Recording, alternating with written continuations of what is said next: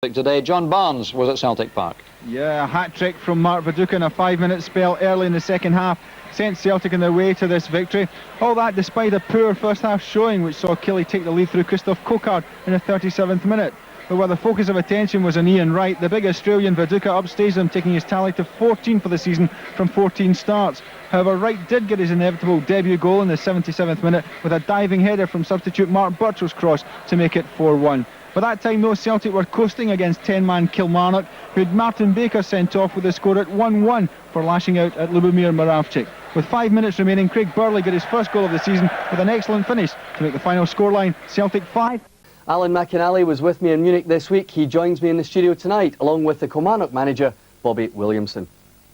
But first to Celtic Park for the match between the home side and Kilmarnock. Ian Wright made his debut for John Barnes' team, and the 36-year-old has made a habit of scoring on his debuts for his various other clubs in England. Killie had secured a point at Tynecastle midweek after a similar scoreline at Pittodrie last Saturday. Match commentator Archie MacPherson.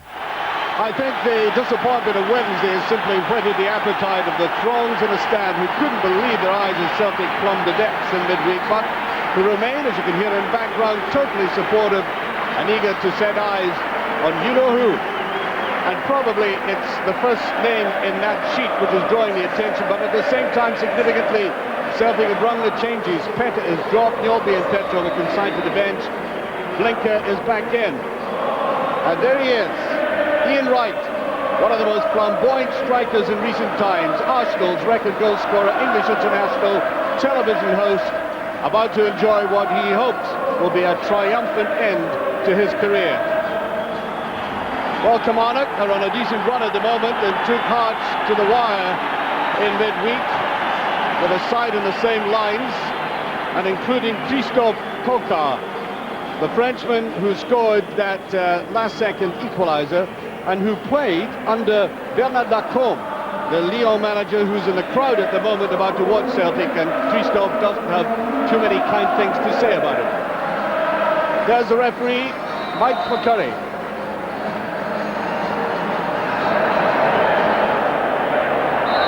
Well, even in a warm-up, Ian Wright looked an exciting figure, and I must say there's a great air of expectancy about this.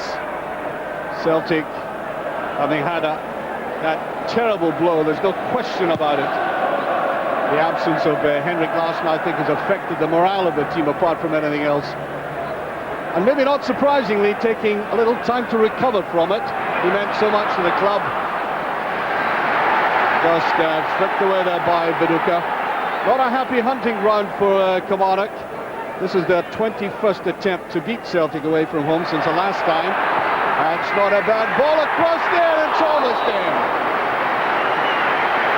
Well, he knew exactly where to go.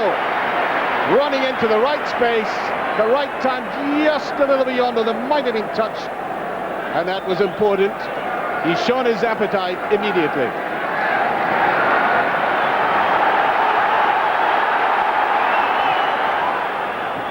Nice little dummy there, didn't pay off for Moravcik.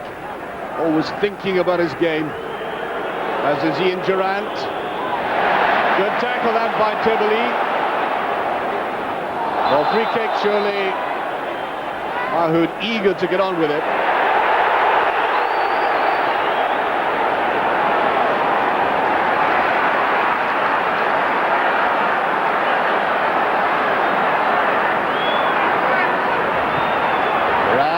Drawing the defence out, and there was no offside there. I think the Kilmarnock defence thought there might be, but watch us coming in here. Just missed as Burley came in. There is no offside. That was a chance. Cocard held onto the ball well enough, but the final pass simply not good. Dindeleux shot with that. Very poor ball by Dindeleux. Now Celtic flooding forward. That's a lovely ball into Viduka. And it just passed. That's a great save by Michael Watt. It didn't look as if Viduka could get anything at all out of that. And it shows you the quality of his play. Look where he is now. Seemed to have lost it there. Seemed to have no options at all. Look at that little curl round there. Brilliantly stopped. Viduka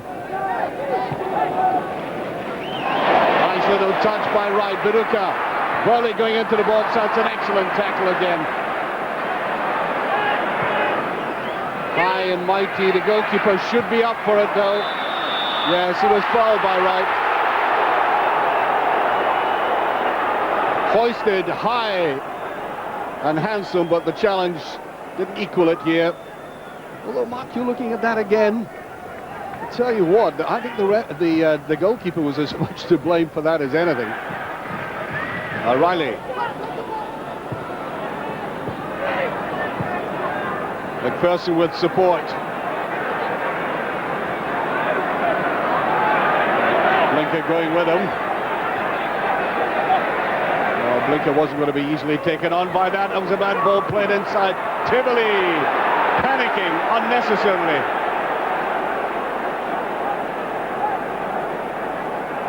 Well, the ball played in here, little flick on by MacPherson, and here is where Tivoli might have just been a bit more precise. Here's Jeffrey. Touch across. Cocard scored! Well, how on earth did he out-jump the centre of defence there?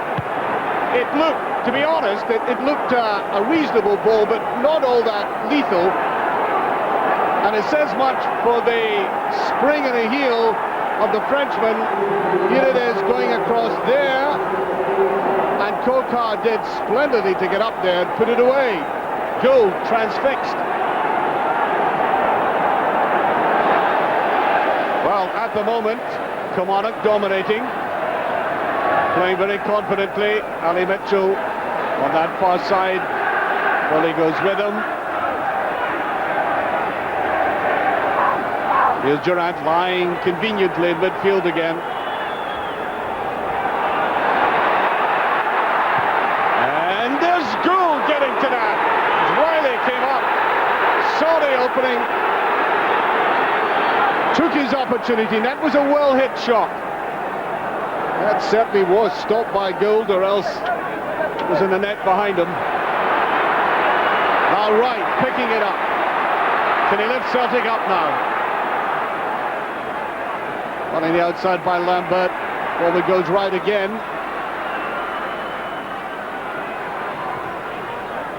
Did cut that back well. That's a corner kick. Celtic trying to find some inspiration. Crowd trying to lift them up now. There's a short one. What he will let fly, and that must be in. He's done it. Wright has scored. A blunder by Michael Watt. And one of the great predators in modern football accepts an invitation like that. But wait a minute now. It's been chopped off. It's not counting. And I'd like to see that one again.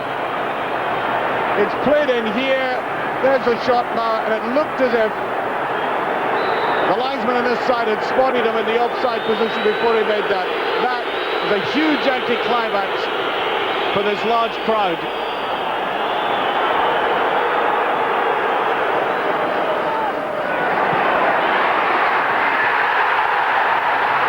Well, the flag stayed down. Now, for a moment, I must confess, I looked away to the right-hand side to see the flag up. It stayed down there. That was a chance again.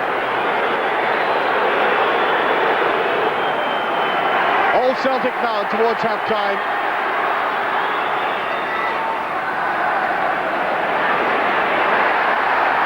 Well, there seemed to be a bit of mixing there. There's no doubt about it. The arms were up.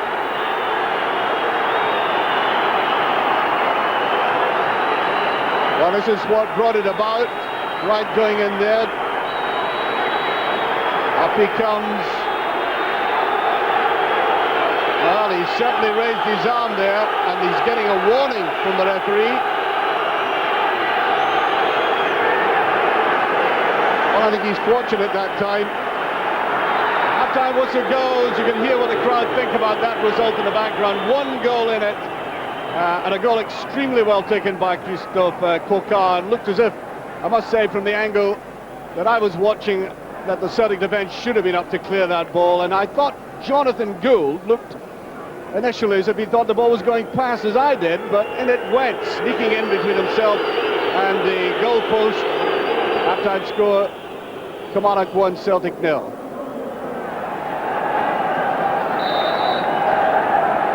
Up go Kilmarnock. Well, I did say at the start, this is not a happy hunting ground for them, but nevertheless, last season Celtic did find it hard going against Kilmarnock, scoring the least number of goals against the Rugby Park side and only a Premier Division side. So I think they're getting a little sample of that again this afternoon. Resolute display by Kilmarnock against a Celtic team that I don't think there's any question about it, is still badly, badly affected by that terrible injury to Henrik Larsson.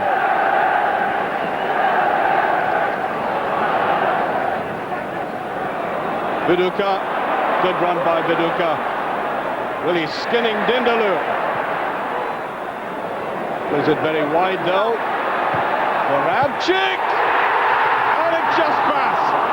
There must have been the most amazing swerve in that ball.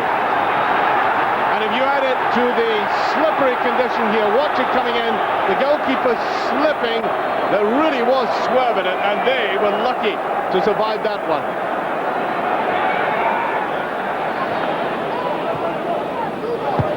Reset. Now Varavchik's beginning to play. That must be this time, yes, Viduka. He's got the equaliser. Suddenly they found a gap in the Kilmarnock defence. Right getting the initial touch.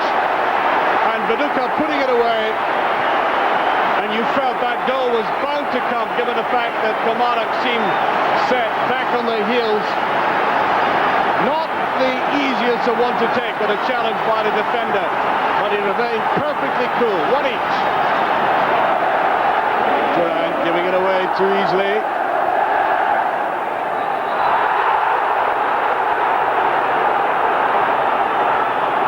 Well, certainly a red card there. Yes, he did have a kick. Martin Baker.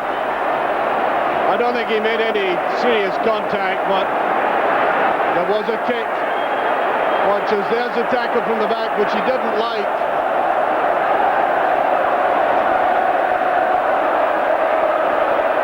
Oh, how stupid can you get? So for the second successive game, a player sent off at Parkhead. Kilmarnock reduced to 10 men.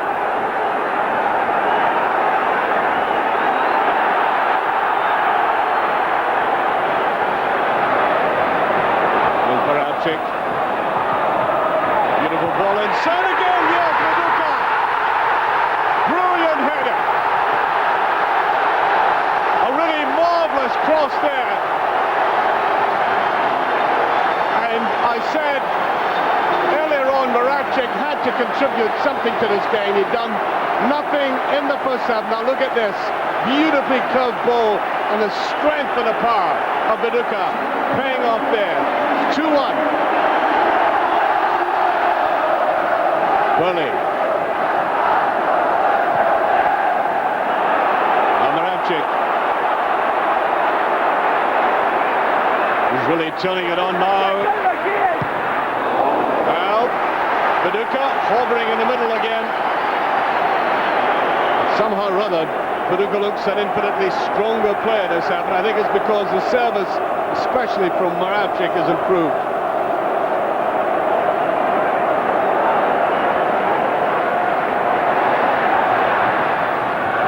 It's an enticing one again. Viduka, incredibly. Rising above everybody else.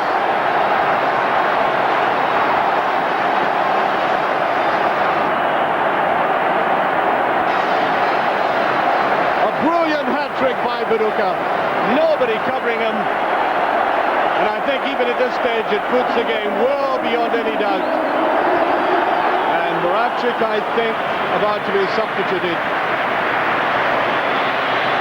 Indeed, as Morton Vikos now comes on, Varavchik, I think, now being rested. He has an important game coming up, of course, against Lyon, where he will be a key figure. Durrant.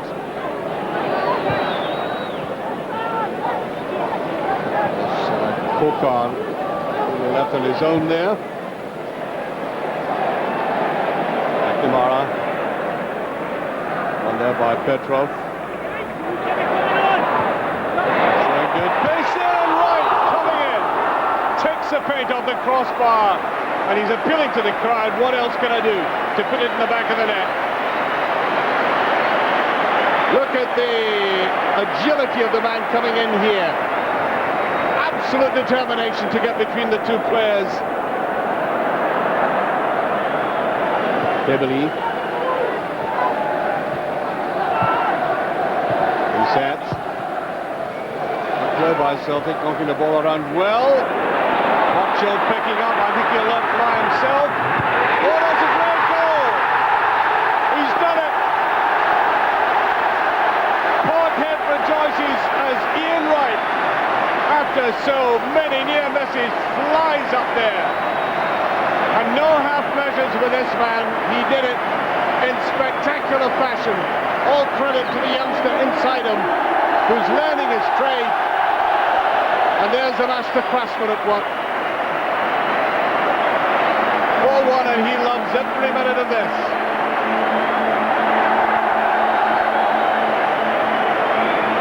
Look at the way he had that space, but he had to make sure of it. Absolutely delighted with it.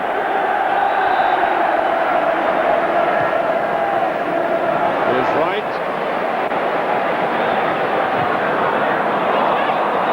Watcho putting it back in there. Bully, can he put it away? He has. Great goal.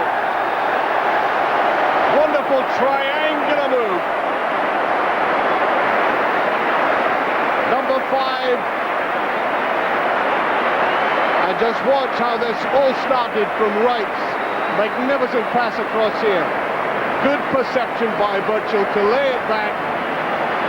And there's the chest and then the foot of Burley coming in there, giving support. And there was no doubt where that was going to end up eventually. The Celtic run away with this. Kamara. It was a very good run round the outside. That's dangerous looking.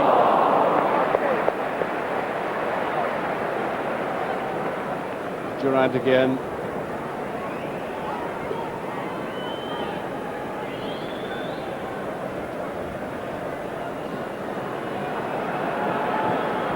Good play by Durrant. Vareille.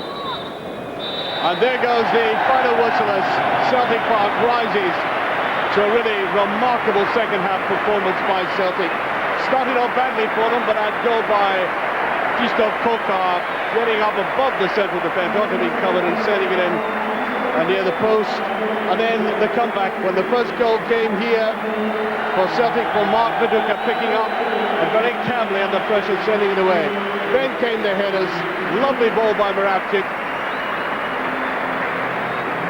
Then showing his power in the air again, in came Viduka to get his hat-trick. And then the goal that everybody really was waiting for, with Watcho on the left-hand side, sweeping it across. And a dynamic hurl through the air there brought Ian Wright his long-awaited goal.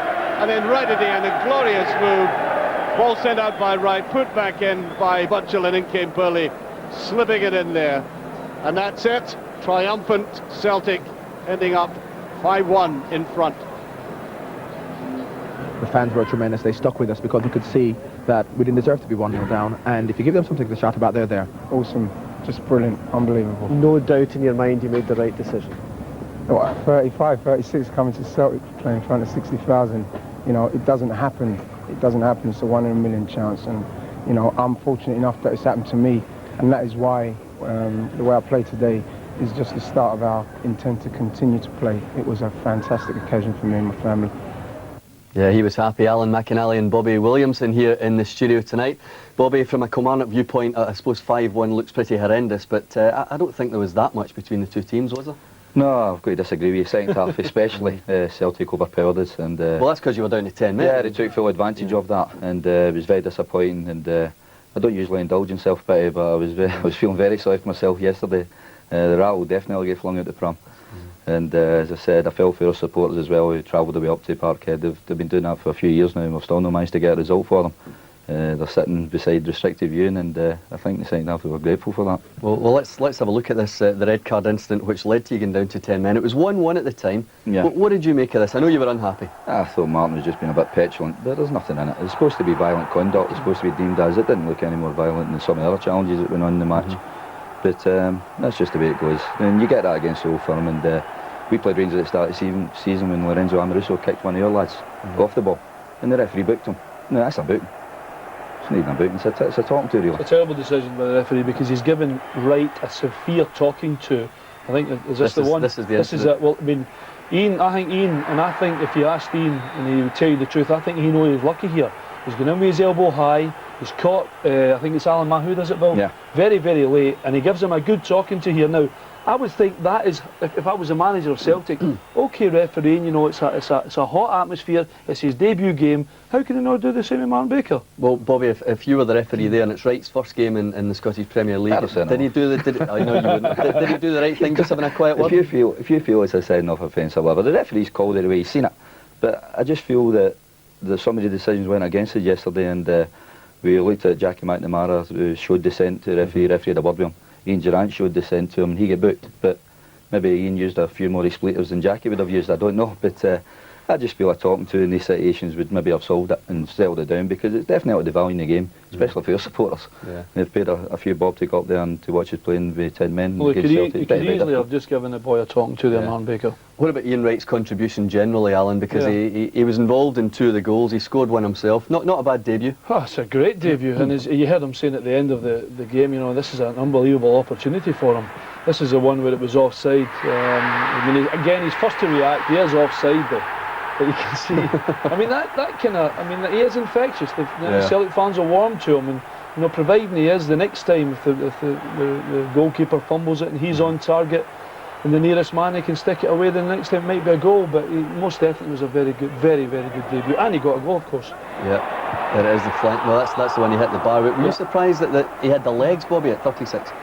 No, he obviously looks after himself. He's a fit lad, and as Alan says, he's infectious. He'll be great for Celtic. The fans will love him, and I think he'll find himself in a bit of trouble with most referees this season. I can see a few referees' doors coming up injured. Well, his next game's the Old Firm game, and there's just a little bit of incident here with Alan Mahood, which was caught in one of our cameras. Alan, what do you make of this? Well, it's that little one-upmanship. I mean, I'm laughing, and it's probably shouldn't be laughing because Alan Mahood will be raging about that. But seeing the goal he got, do you know who he'll be really good for? He'll be really good for Birchall. Yeah. You know, with that being that infectious, and obviously he's made the goal for him. He's come over and thanked him right away. You know, brilliant. Mark Viduka was the real star of the show yesterday. Of course, he got the hat-trick. Let's have a look at his 3 goals, and he takes everyone well, Alan, doesn't he? Well, he does. He's a big lad, and he's, you know, a lot of onus will be lying on him now, of course, with the fact that Larson's not available.